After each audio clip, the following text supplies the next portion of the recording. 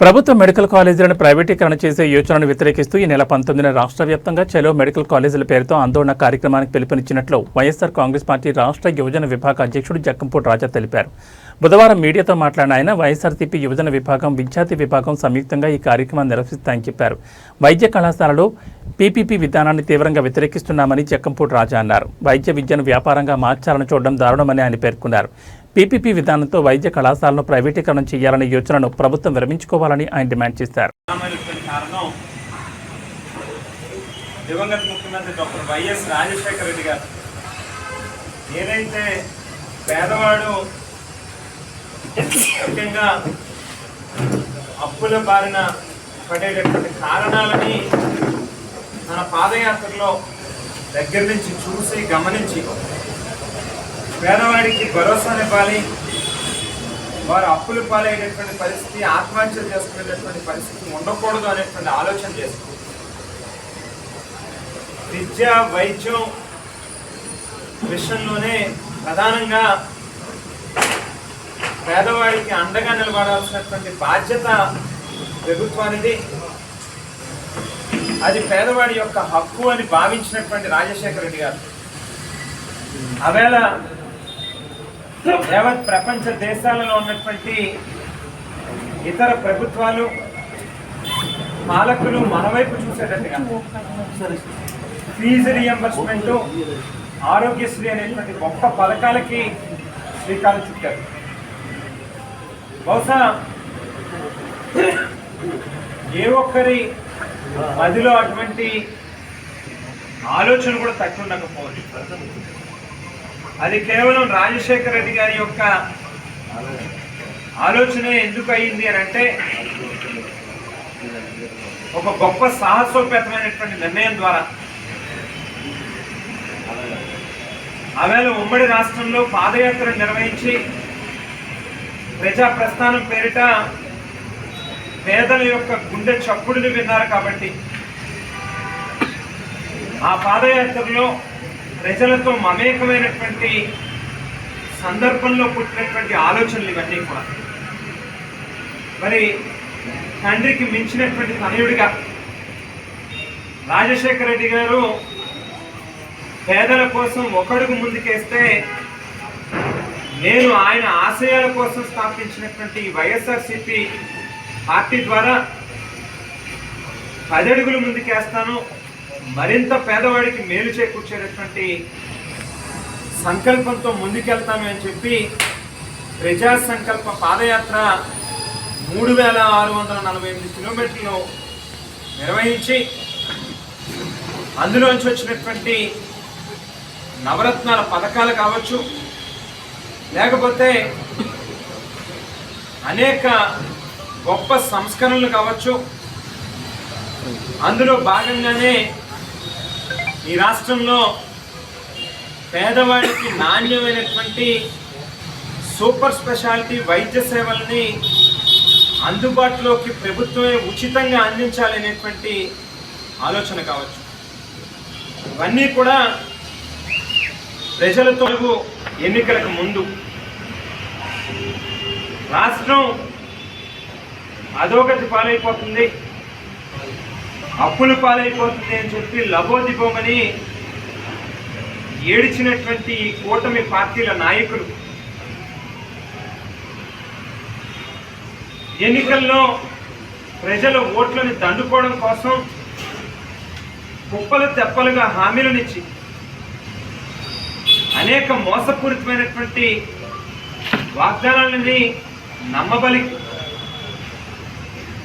ప్రజల ఓట్లను వేయించుకున్న అనంతరం అధికారంలోకి వచ్చిన తర్వాత చంద్రబాబు నాయుడు గారి యొక్క సహజమైనటువంటి నైజం బుద్ధి, ఎన్నికలకు ముందేమో ప్రజలకి నమ్మబలికేందుకు అనేక హామీలను ఇస్తాడు, ఎన్నికల అనంతరం వాళ్ళకి చెవులలో పూలను పెట్టేటటువంటి కార్యక్రమం చేస్తాడు. ఇవాళ మరొకసారి అదే రకమైనటువంటి కార్యక్రమానికి తెరలేపాడు చంద్రబాబు నాయుడు గారు. సూపర్ జగన్మోహన్ రెడ్డి గారు ఏదైతే రైతు భరోసా, విద్యా దీవెన, వసతి దీవెన, లేక చేయూత, ఆసరా వంటి పథకాలని ప్రవేశపెట్టారు, వాటిని కూడా పూర్తిగా పక్కన పెట్టినటువంటి పరిస్థితుల్ని కూడా గుర్తు చేస్తా ఉన్నా. మరి ఒక పక్కన గడిచినటువంటి ఈ ఏడాదిన్నర కాలంగా సంక్షేమ పథకాలు పూర్తిగా ఆగిపోయినాయి. ఎక్కడా కూడా ఏ గ్రామంలోని కూడా కనీసం తట్టడి మట్టేసి అభివృద్ధి కార్యక్రమాలను కూడా చేపడతా ఉన్నటువంటి పరిస్థితి కనిపించట్లేదు. జగన్మోహన్ రెడ్డి గారు కోవిడ్ లాంటి ఒక భయంకరమైనటువంటి మహమ్మారి యావత్ ప్రపంచ దేశాలనే అల్లాడించినటువంటి పరిస్థితుల్లో ఒక గొప్ప ఆలోచన చేసి ఇటువంటి విపత్కరమైనటువంటి పరిస్థితులు వచ్చినప్పుడు ఏ రకంగా మెడికల్ ఎమర్జెన్సీని మనం తట్టుకోగలిగేటటువంటి పరిస్థితి ఉండాలి, ప్రజలకి తోడుగా నిలిచేటటువంటి పరిస్థితి ఉండాలి అనేటువంటి ఆలోచన వచ్చారు. గ్రామ స్థాయిలో వైఎస్ఆర్ హెల్త్ క్లినిక్ల దగ్గర వందల సంవత్సరాలు తరతరాలు కూడా జగన్మోహన్ రెడ్డి గారిని రాజశేఖర రెడ్డి గారి కంటే కూడా మించినటువంటి ఒక దేవుడిగా కొలిచేటటువంటి ఒక ధనవంతరి మాదిరిగా ఆయనని భావించేటటువంటి పరిస్థితి ఉంటుంది అనేటువంటి ఒక దురాలోచనతో ఇవాళ ఈ మెడికల్ కాలేజీల యొక్క ప్రాజెక్టులని పూర్తిగా నిర్వీర్యం చేస్తా ఉన్నటువంటి ప్రయత్నం వైఎస్ఆర్ కాంగ్రెస్ పార్టీ తరఫున పూర్తిగా ఖండిస్తూ ఉన్నాం, వ్యతిరేకిస్తూ ఉన్నాం. ఆలోచన చేయమని చెప్పుకోవాలి. ఏ మేరకు కూడా చంద్రబాబు నాయుడు గారు కానీ, లోకేష్ గారు కానీ, పవన్ కళ్యాణ్ గారు కానీ ఈగోలికి పోయేటటువంటి పరిస్థితి తెచ్చుకోవద్దు, మీరు ఈగోలికి పోవద్దు అని చెప్పి కూడా మిమ్మల్ని రిక్వెస్ట్ కూడా చేస్తూ ఉన్నాం.